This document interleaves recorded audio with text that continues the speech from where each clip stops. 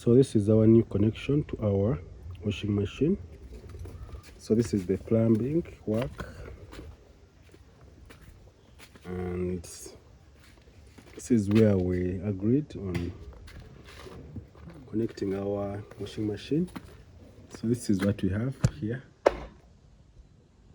So the connection from this side. So I'll show you with our episodes how to connect everything and also how to operate the machine. So this is the one for the water supply, then the one for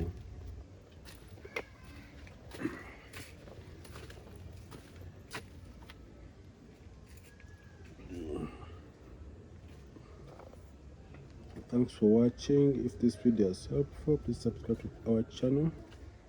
So I'll be getting our part when we are connecting the washing machine itself.